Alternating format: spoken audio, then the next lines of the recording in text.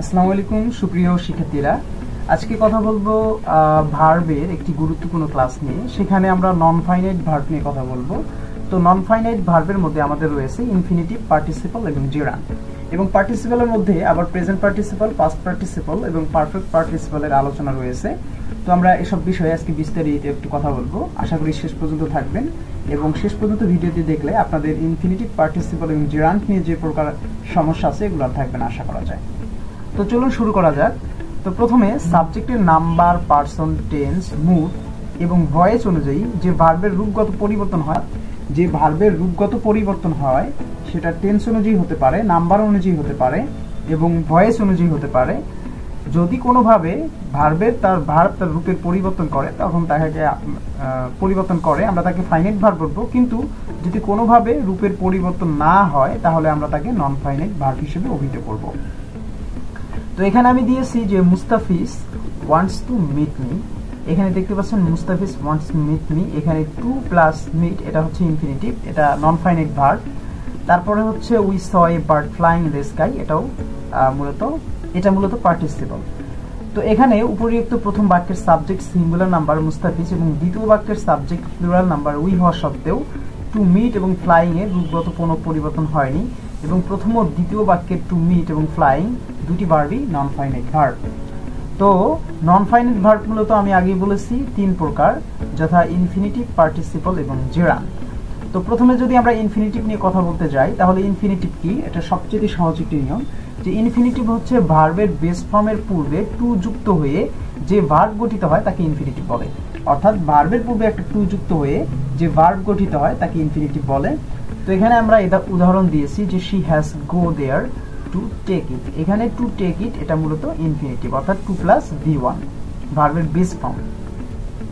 তো আরেকটি উদাহরণ আমরা যদি দেখতে যাই, এখানে বলা হয়েছে they will come to see a hospital. এখানে টু সিটা হচ্ছে ইনফিনিটিভ। তো এরপরে আমরা সবচেয়ে একটু জটিল বিষয়টা, এটা অতটা জটিল না যদি বুঝতে পারেন আপনি, তো মোটামুটি অনেকে হয়তো বুঝতে পারে না জন্য জটিল মনে হয়। তো আমরা এবার কথা বলবো পার্টিসিপল নিয়ে। পার্টিসিপল মূলত তিন প্রকার। তো পার্টিসিপল কি, যে ভার্বের যে ফর্ম একই সাথে ভার্ব এবং অ্যাডজেক্টিভের কাজ করে তাকে পার্টিসিপল বলে। অর্থাৎ ভার্বের যে ফর্ম দ্বারা আমরা অ্যাডজেক্টিভের কাজ করে নিতে পারি তাকে কি বলে, তাকে পার্টিসিপল বলে। অর্থাৎ পার্টিসিপলের অপর নাম মূলত অ্যাডজেক্টিভ। তাহলে আমরা আগে একটু ধারণা নেই যে অ্যাডজেক্টিভ আসলে কি। তো এখানে বলা হয়েছে যে আমরা পার্টিসিপলকে অ্যাডজেক্টিভও বলতে পারি। তো অ্যাডজেক্টিভ কি, যে ওয়ার্ড দ্বারা নাউন, প্রোনাউনের দোষ, গুণ, সংখ্যা, পরিমাণ, অবস্থা ইত্যাদি বোঝায় তাকে কি বলে, তাকে অ্যাডজেক্টিভ বলে। তো আমরা যদি এখানে উদাহরণ দেখতে যাই তাহলে বলতে পারি we saw A singing bird. এখানে যে পাখিটির অবস্থা বর্ণনা করতেছে যে we saw A singing bird. তাহলে আমরা যদি প্রশ্ন করি যে আমরা কেমন পাখি দেখেছিলাম তাহলে আমরা কি বলতে পারি, আমরা সিঙ্গিং বার্ড দেখেছিলাম, একটি পাখিকে গান গাইতে দেখেছিলাম। তাহলে কেমন বার্ড, সিঙ্গিং বার্ড। এখানে পাখিটির অবস্থা বর্ণনা করতেছে। তো তারপরে যে বিষয়টি বলা আছে lost health can hardly be recovered. এখানে রিকভার্ড হচ্ছে ভার্বের পাস্ট পার্টিসিপল ফর্ম অর্থাৎ V3, এটা মূলত পার্টিসিপল। তো পার্টিসিপলকে আমরা তিন ভাগে ভাগ করতে পারি, যথা প্রেজেন্ট পার্টিসিপল, তারপর পাস্ট পার্টিসিপল এবং পারফেক্ট পার্টিসিপল। তো প্রেজেন্ট পার্টিসিপলটি কি, প্রেজেন্ট পার্টিসিপল হচ্ছে ভার্বের বেস ফর্মের সাথে আইএনজি যুক্ত হয়ে ভার্ব একই সাথে ভার্ব এবং অ্যাডজেক্টিভের যে কাজ করে তাকে প্রেজেন্ট পার্টিসিপল বলে। অর্থাৎ ভার্বের বেস ফর্মের সাথে আইএনজি যুক্ত হয়ে ভার্ব যে রূপে অ্যাডজেক্টিভের কাজ করে তাকে মূলত প্রেজেন্ট পার্টিসিপল বলে। তো এখানে আমরা উদাহরণ দিয়ে এটি বোঝানোর চেষ্টা করেছি। আমি বলেছি I heard A boy singing, যে আমি একটি বালককে গান গাইতে দেখেছিলাম। তাহলে এখানে বালকটির অবস্থা বর্ণনা করতেছে যে গান গাইতে দেখেছিলাম, আমি একটি বালককে কি গাইতে দেখেছিলাম, গান গাইতে দেখেছিলাম। তাহলে বলেছি যে Zaker is a man running in the field, যেখানে মানুষটির অবস্থা বর্ণনা করছে যে সে মাঠে দৌড়াচ্ছিল। অর্থাৎ উই স এ ম্যান, আমরা একটি মানুষ দেখেছিলাম। এখন এই মানুষটির একটি অবস্থা বর্ণনা করতেছে যে রানিং ইন দ্য ফিল্ড, সে কোথায় দৌড়াচ্ছিল, মাঠে দৌড়াচ্ছিল। তাহলে আমরা মাঠে দৌড়াতে একটি মানুষকে দেখেছিলাম। তো এটা ছিল মূলত প্রেজেন্ট পার্টিসিপল। আরেকটি বিষয় হচ্ছে পাস্ট পার্টিসিপল। এই পার্টিসিপল আরেকটি ফর্ম হচ্ছে পাস্ট পার্টিসিপল। এটা মূলত হচ্ছে ভার্বের পাস্ট পার্টিসিপল ফর্ম হচ্ছে যখন বাক্যে অ্যাডজেক্টিভ হিসেবে কাজ করে, অর্থাৎ ভার্বের 3।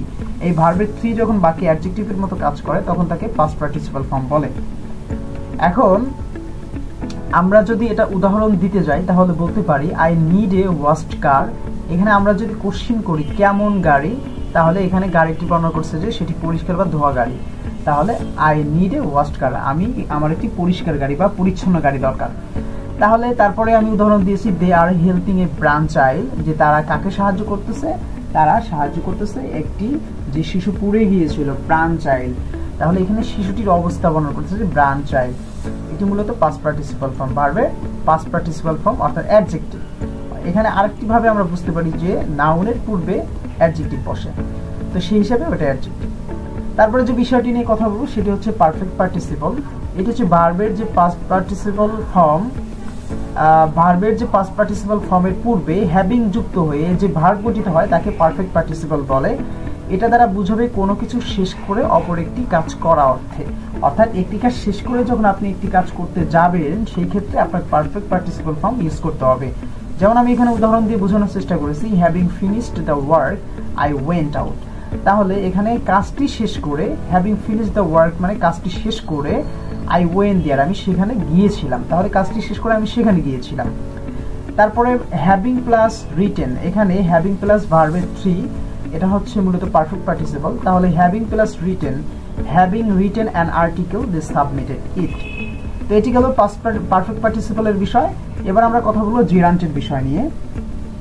তো জিরান্ট কি? জিরান্ট হচ্ছে যে ভার্বের বেস ফর্মের সাথে আইএনজি যুক্ত হয়ে যে ভার্ব গঠিত হয় তা যদি একই সাথে ভার্ব এবং নাউনের কাজ করে তখন তাকে জিরান্ট বলে। অর্থাৎ এটি দ্বারা কোনো কাজের নাম বুঝাবে। যেমন আমরা যদি বলি যে swimming is a good exercise for our health, এখানে মূলত আমরা সাঁতার কাটা স্বাস্থ্যের জন্য ভালো ব্যায়াম, এখানে সাঁতার কাটা এটি একটি নাম বোঝাচ্ছি যে সাঁতার কাটা স্বাস্থ্যের জন্য ভালো ব্যায়াম। তারপরে যে বিষয়টি আমরা বলতে পারি যে যাকে likes running in the field, এটা তো আগে বলে দিলাম যে এখানে মাঠে দৌড়াচ্ছে, তার একটা ভার্বাল অবস্থা বর্ণনা করতেছে যে সেটা হচ্ছে তার একটা ভার্বাল নাউন। এটা মূলত যেহেতু লাইকস এর পরে অবজেক্ট হিসেবে বসছে সুতরাং এটা একটা ভার্বাল নাউন। তো এই ছিল আজকের আলোচনা। আশা করি বুঝতে পেরেছেন যে নন ফাইনাইট এবং ইনফিনিটিভ পার্টিসিপল এবং জিরান্টের আলোচনা। তো এরপরে ক্লাসে আমরা জিরান্ট এবং পার্টিসিপলের যে একটা কি বলে পার্থক্য বা কিভাবে আমরা চিনতে পারি এই বিষয় নিয়ে কথা বলবো। সে পর্যন্ত সবাই ভালো থাকবেন। আল্লাহ হাফেজ।